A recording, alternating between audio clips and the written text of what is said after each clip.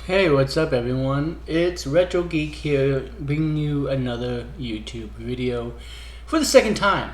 I actually recorded this video yesterday, and I almost had it premiere because I thought everything was fine and dandy. I used a different computer and all that, and then I realized that it didn't record any video at all. It recorded all sound. So I was going through all these demonstrations of what I wanted to see, and pulling up video, different pictures and stuff like that, and realized no one could see it. So I just immediately removed it from YouTube. And after I upload this one, I'm gonna go double check, make sure that it did erase, because if it didn't, then I'm going to want to also remove it there. But for the second time, we're going to talk about the Nintendo Switch Pro or the Nintendo Switch 2, whatever you want to end up calling it. It's the first top picks video, which I love doing top picks. I don't know why, but it's the first top picks video since coming back to YouTube. And so I'm excited about it. Hopefully you guys are excited about it too. It's going to be the first top picks of features or just stuff that I want to see from the next generation Switch. I think we're getting close to the end of this console. I want to say that Nintendo's not going to give up on the hybrid factor. I mean, just based upon the sales numbers of what the Switch has been doing, and it's already been cemented by the sales numbers that they officially gave us earlier this morning, the Switch is still selling well. And that's probably also due to the fact that we have a chip shortage for Xbox and PlayStation. But despite there being a chip shortage, the Switch is still selling pretty well. So I think that Nintendo's not going to get on the hybrid factor. So just assuming the fact that we're not going to get some kind of a stick or actual hardware revision, like a completely different, maybe just like a home console, for an example, just completely one-sided.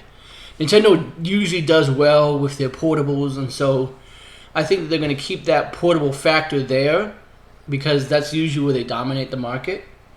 But they're also going to keep some kind of, obviously, a home factor. And they're also, for the people like me, that 98% of the time I'm playing my Switch docked because the screen is just, it's not good enough for me. The sound is not good enough for me. So, but now that we've got the OLED and we've got the ability to hook up with Bluetooth headphones, it's probably not going to be that bad. But I still love playing the Switch with my 3D Pulse headset because that just gives awesome sound through the dock. That's just me. But enough rambling and ranting. I've already spent 3 minutes not even talking about the subject, and I'm sorry. Let's get into our top picks for stuff that we want to see from the Nintendo Switch 2 Pro, whatever you want to end up calling it.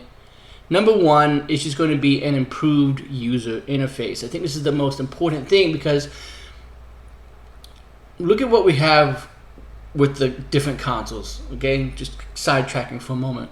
With the Xbox Series X and S, we have the exact same interface as what we do with the Xbox One. And the Xbox Series interface is the exact same as it was with the One, so it doesn't really feel like it's much of a change. Even when I'm going through and I'm playing Xbox One games or Xbox 360 games through Game Pass, it doesn't feel like it's that much of an improvement because the interface looks the exact same. And even though games are basically running the exact same either way, even PS4 games feel different on the PS5 because of the interface, the way the interface is. So even if this thing is backwards compatible fully, I would love to see some sort of a new interface. I have some examples here of what that could probably look like. So we can check that out here. But just even if it's a Game Pass like service, just for an example, like how this looks, where it could just easily be something new. It could easily be something that just is different looking. It doesn't have to be anything radical, or you can just allow actual what do you call it? You can allow actual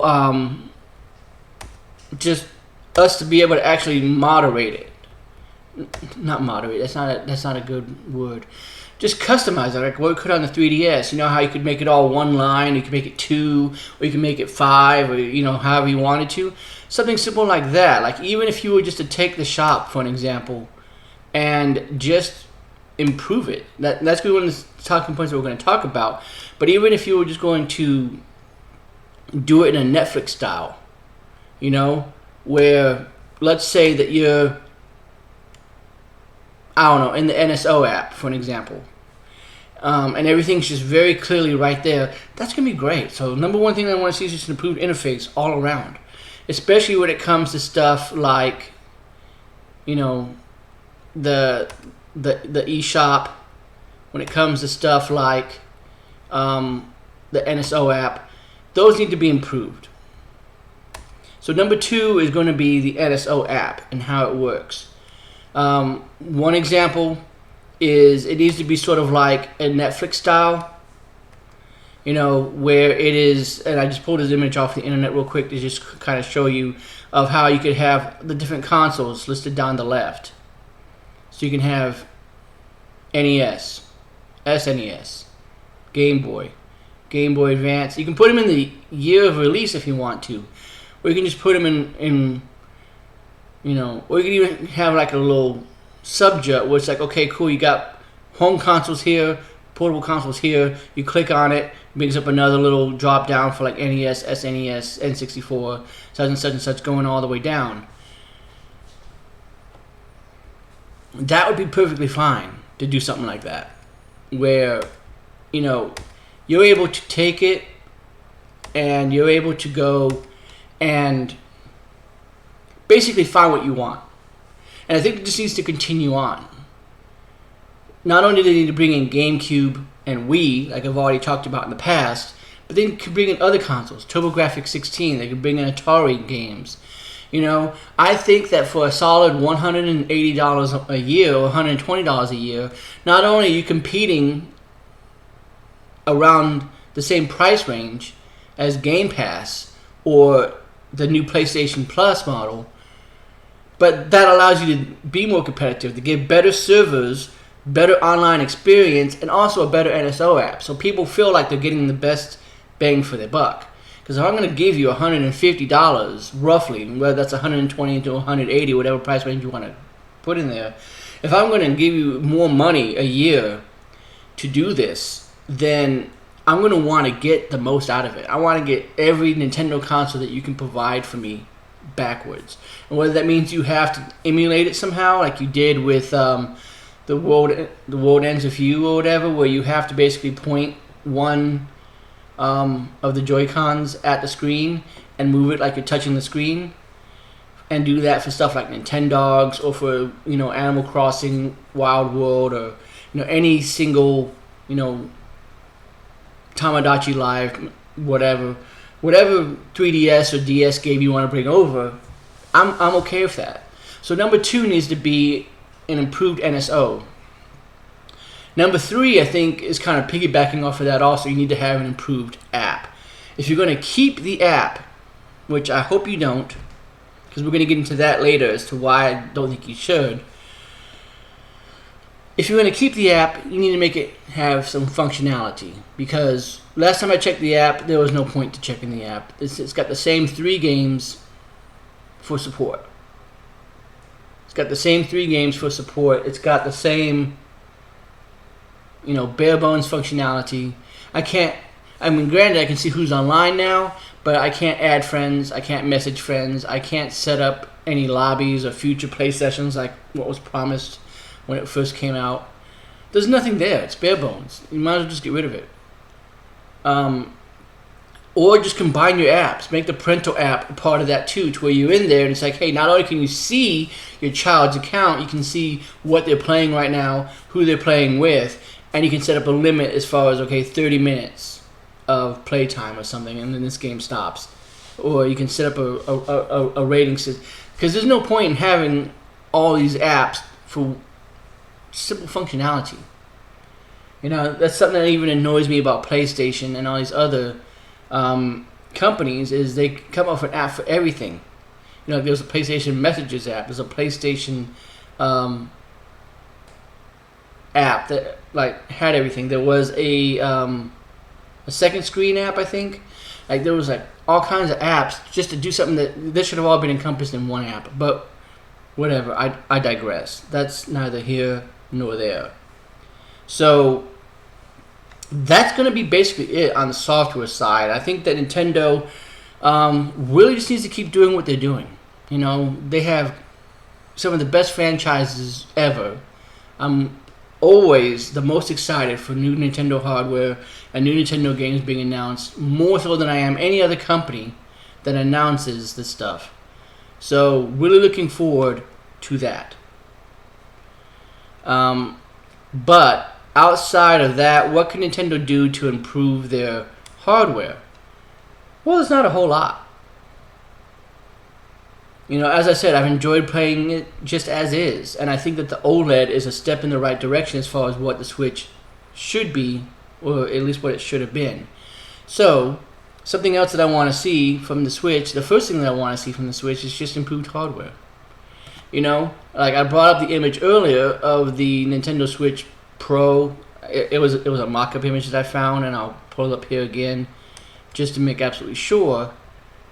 But this is just an example of how they can just make it more rounded. You know, it doesn't have to be all-in-one like this. It doesn't have to be, you know, one, like a Nintendo Switch Lite where it's all one unit. They could easily have it to it charges wirelessly or just laying down on a pad. I think that would make the whole shelf space thing a heck of a lot easier. And if this wants to be sort of the all-in-one transition to where, again, it's going and it is one big unit and it just lays down on this dock that has HDMI out that goes to a TV, and then you use like the Pro Controller for playing games, or you use your existing Joy-Cons for playing games, I'm fine with that too. Just as long as they don't give up on the actual model that they have now with the Joy-Cons, because I like the Joy-Cons. I think they fit great in my hands. One of the best ways for me to play is actually with the strap. I love playing games like that because when you play games like Nintendo Switch Sports, it's just easy. It's right here already in my hand. And when you're not playing games like Minecraft that don't use them, then I'm just sitting right here and I can just sort of be like this. I can lay back like this. I can do whatever I want. It's one of the things I loved about the Wii. And even the Wii U, when I use the Wii remotes. I've always enjoyed that stuff. I like that about the Move and the all that too. There's just something about separate controllers. Maybe it kind of feels VR-ish to me because, again, that's something I like about VR is the fact that I just have free roam with my hands. I don't know. That's just me personally. So I kind of gave away something else by mistake. But another thing that I'd like to see from Nintendo is VR, or just AR. They can go back to that. Some sort of an augmented reality or virtual reality experience. Whether that means that they sort of revamp what they did with Labo to where it's its own, set of goggles that you put the tablet in, or whether it's its own thing that plugs into the dock.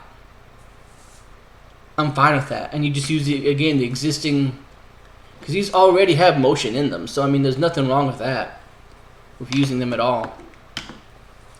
Or even if they just want to bring in some kind of augmented reality to, again, it has a camera that's looking out in your room, but the Switch itself is actually sending you data as far as like, hey, almost like a Face Raiders game, like it was on the 3DS, where you're looking around and it's like stuff's coming at you and you're just pointing and shooting. Just something quick and fun. It doesn't have to be anything spectacular, but you can also do stuff like that because they've already kind of done stuff like that with, like, what was it? The I think it was called Live Circuit, the Mario Kart Live Circuit with the little toy, and you set up the course around your house and you drove with it. That's augmented reality. Something like that could easily be fine to where, you know, it uses my living room as a Mario Brothers course, and then next thing you know, Mario's jumping over my couch and doing backflips on my table and stopping Goombas on my floor or something like that. That would be, I think, just a cool little experience, just a fun little experience, almost like a garage builder kind of thing, where maybe I can make my own stage and just have a character run through it just for fun. It doesn't have to be anything spectacular, you know, nothing big.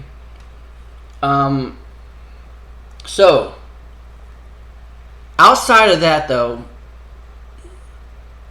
really, I'm not expecting anything spectacular. Like, even if they come out with a 1080p screen that's the size of the OLED, 7 inches. I'd like 9. I'd like the thing to be fully, like, filled up all the way without any sort of bezel whatsoever. You know? But even if they don't do that, I'm A-okay with it. I think they're going to do 1080, at least undocked. And maybe go up to 2K, you know, 1440. They don't have to do 4K. I like for them to do 4K, but even if they do just like, again, I don't know, 1330 image, just something to where it's a higher resolution than what it is now, I think is going to be the most important thing when it comes to this. So they're probably still going to use the Tegra chips. They're probably still going to continue to work with NVIDIA on that. Again, I don't know. Let's put it up to Nintendo, because, I mean, look, I've enjoyed every single Nintendo system that I've had, regardless of the chip that they've used, regardless of the process that they've used. I've always had some sort of experience that I've enjoyed about it, but I know that Nintendo is more about the experience than they are the actual, what you would say, the actual, just upping the power. Because, I mean, upping the power is going to be a thing that they do anyway. Even from the Wii to the Wii U, they made a power jump. But they added in a different experience also. They added in the Wow Wow Plaza. They added in the Miiverse. You know, they added in, you know, the gamepad. They added in something else other than the fact that they could have just simply came out with a Wii 2 and just said, look, we got these improved these improved Wii remotes and this improved now wireless. I can't remember what the heck they called it. Sorry, the thing that had the actual analog on it, but and just called it a day. And just kept coming out with games that looked better. You know, like they could have easily just came out with the exact same thing as what they showed off with the Zelda Tech demo on the Wii U, and had it use the regular Wii remote and nunchuck. That's what it was. Sorry, and use this new improved wireless nunchuck that they come out with extra sensitivity, and called it a day. You know, they could have came up with a Skyward Sword 2 with better motion controls and called it a day. They could have given us these, and there you go. But they came out with a gamepad.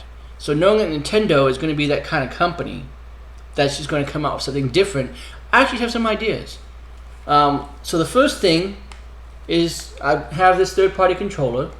I believe it's the Nixie brand. I'm not quite sure. It has light-up LEDs that I wish I could show you, but you know, if I try to cut it on, it's not going to do anything. But you can kind of see that, you know, it does light up. It's just not going to connect to the Switch. But something like that, where they can just throw in some LED lights. You know, they could use the actual home button on here, because it does light up. If you have games like Ring Fit, where you set up some kind of a schedule, it will come on every morning at like 7 a.m. and have that little ring notification going. Something like that, where, you know, again, if it is going to be if they want to make it to where it's constantly attached, that it's like the button, that it's almost like the button on the Wii U, where you could sit down on the dock and you can see this little light come from it, and it's pulsating knowing you got a message, even if the TV's not on or something. That's just an example of what they could do. But I'm deliberately using this controller for a reason, because it's got this flat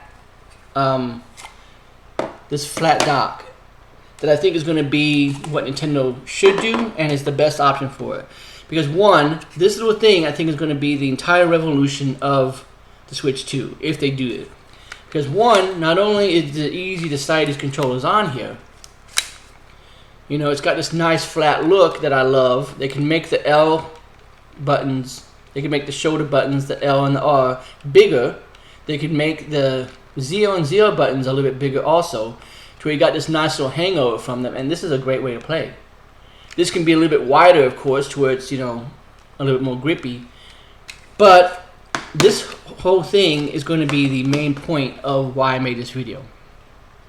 Because I think that just like the PlayStation 4 controller and the PlayStation 5 controller, you need to have a trackpad on here. And the reason why is because this can be like the media remote for the PS5. You can point at it, has a little sensor, and you just move around and you point and then you tap and you go to Netflix, you go to Hulu, you go to YouTube. You don't have to pull out a controller. You just have this. Maybe this has a built-in microphone to where if you want to just play with just a regular, you know, just a regular Pro controller, you don't want to use the Joy-Cons or anything, you can set this down near you and it's able to pick up audio around you and you're able to talk. Or this handles all the Bluetooth, so this is what's connected to. This handles all the audio, so maybe it has a little jack on the bottom for a headset. So when you're playing a game, it's automatically plugged in and going straight into your ear. Or, however, I think that that needs to be the big thing, is that, cause I can just see it in my head, is this being a cool little thing. And then you can instantly bring over a lot of the cool games of like what Quantic Dream made, for example, where you can just have, you're playing a game, and then you just use this real quick to make a J, and your character does something. It picks it up. You tap it, you bring up a map. You know, I think it frees up a lot of space. It's easier just to reach over and tap this than to reach up and do the plus or minus. And I don't know. It just seems like it's going to be a nice experience to do that. That's just me. So outside of the interface of both how the console looks and how stuff like the eShop works and the Nintendo Switch Online, which is also a key thing. The Nintendo Switch Online needs to be one app that has everything, like we already talked about. Not just separate apps. Improved online. So just like I was talking about with this, you know, this new dock that they could use.